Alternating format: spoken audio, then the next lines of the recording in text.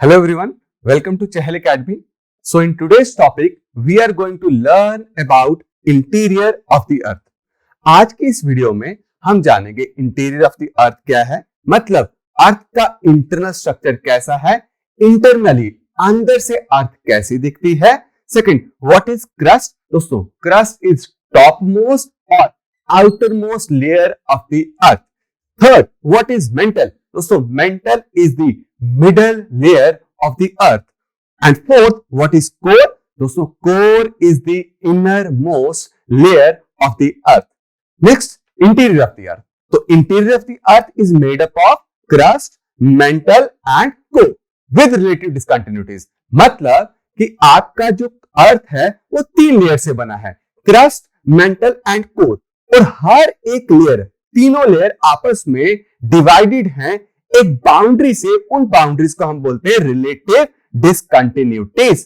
और हर एक लेयर को किस बेसिस पे हमने डिवाइड किया है, these are significant and are divided on the basis of physical and chemical properties. दोस्तों, जैसे क्रस्ट में आपको डिफरेंट मिनरल्स मिलेंगे, मेंटल में आपको डिफरेंट मिनरल्स मिलेंगे और कोर में डिफरेंट मिनरल्स का डोमिनेंस मिलेगा. यही डिफरेंस को देखते हुए और इनकी फिजिकल प्रॉपर्टीज में डिफरेंस को देखते हुए हमने अर्थ को कितने लेयर्स में डिवाइड किया, क्रस्ट, मेंटल एंड कोर.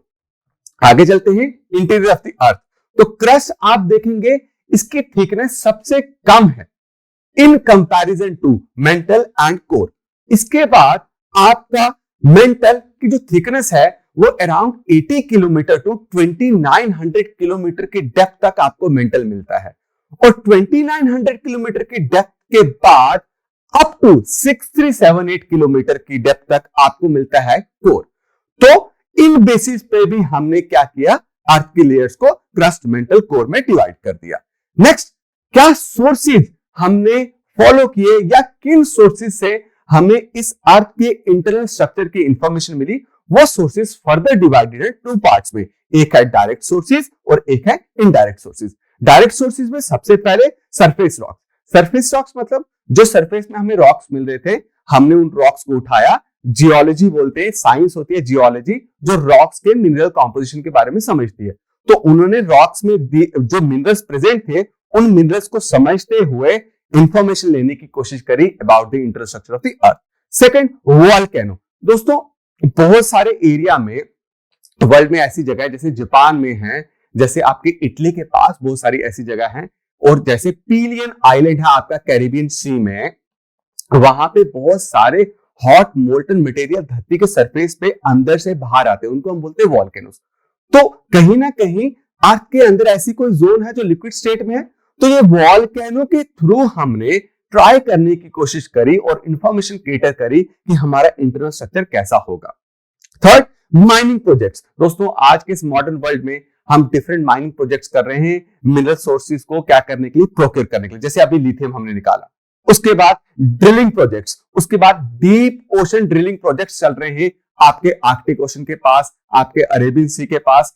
इनसे जो हम मटेरियल को प्रोक्योर करके लाते हैं, उन मटेरियल की कॉम्पोजिशन को समझ के हमें अर्थ के इंटरनल के बारे में इंफॉर्मेशन मिली.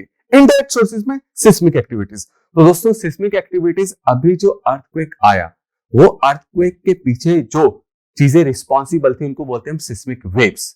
और सिस्मिक वेव और इन सिस्मिक एक्टिविटीज की जो हम स्टडी करते हैं वो होती है साइंस सिस्मोलॉजी. तो सिस्मोलॉजी मतलब सिस्मिक एक्टिविटीज एक इनडायरेक्ट सोर्स है जहां से हमने अर्थ की इंफॉर्मेशन ली regarding internal structure. Second is your meteoroids. दोस्तों, अभी रिसेंटली जापान के पास शूटिंग स्टार्स देखे गए, अर्थ की तरफ आते हैं. शूटिंग स्टार्स बेसिकली क्या है, ये स्पेस से कुछ स्टोन्स होते हैं, फ्रैगमेंट्स होते हैं जो कभी हमारे एटमॉस्फेयर में एंटर कर जाते हैं, और कभी कभी इनकी कंप्लीट बर्निंग नहीं होती.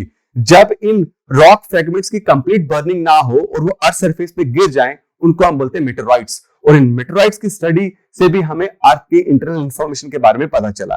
Third is your gravitational force and fourth magnetic field. दोस्तों, जैसे कि हम सबको पता है, न्यूटन जिसने एप्पल से जब गिरा तो वहां से उसने ग्रेविटेशनल फोर्स के बारे में बात करी. तो हमारी धरती जो है हमें अपनी तरफ खींचती है, जो फोर्स रिस्पॉन्सिबल है उसको बोलते हैं ग्रेविटेशनल फोर्स. ये gravitational force plus magnetic field भी एक जरिया बने हमें किसके बारे में जानने के लिए, अर्थ के इंटरनल स्ट्रक्चर के बारे में.